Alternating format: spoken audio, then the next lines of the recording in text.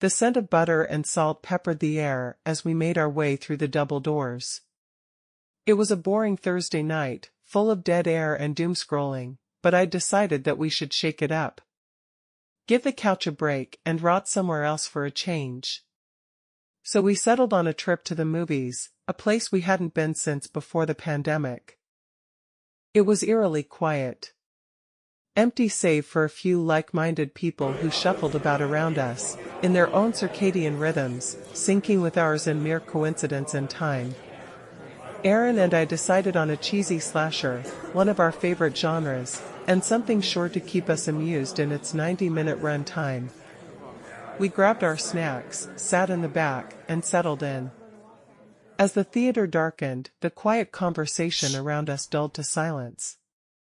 The open scene started with the screams of an off-screen victim, as a blood-dripped font announced the title, Slice. We looked at each other, and Aaron rolled his eyes comically as I silently chuckled.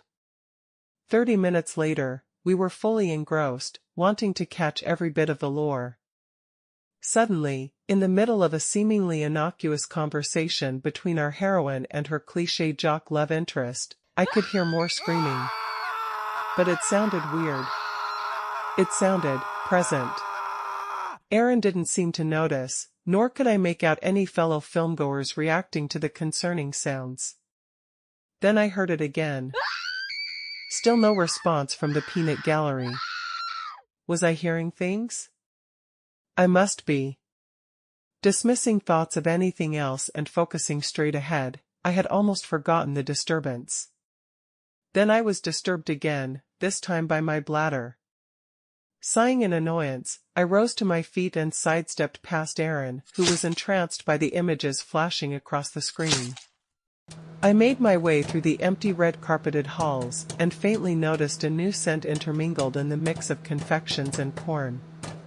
It was sharp and distinct, but its origin evaded me.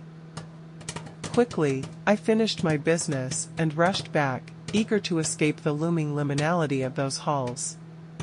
As I entered the theater and approached my seat, I noticed something. Aaron had fallen asleep. His head was thrown back and his breaths fell in deep, heavy gusts. But something was wrong. The light reflected off his neck was not soft shadows and dim light. It shone sharp and angled like a reflection on a mirror. Or on something wet. The sharp scent intensified. I called his name, only to be met by his wide, terrified, confused eyes. Another heavy, labored inhale. The sound of squelching and pained moans from the front of the theater. Quietly and gently, I grabbed Aaron's shoulder and whispered to him. Get up, we gotta go. I was offered silence in return. Silence and the unseeing stare of eyes that no longer had life in them. Willing myself to be silent, or at least to weep quietly, I backed away from him and glanced towards the sounds at the front of the cinema. A figure, hunched and dark, was bent over someone's seat, mouth planted on their body, while they held the struggling prey in place.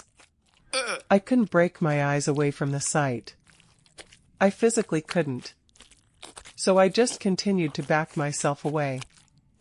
Mistake number 2. Mistake number 1 being even coming here in the first place.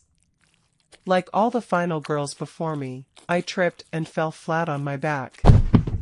Before I could even blink or gasp for air, I felt a body on top of mine. Mistake number 3?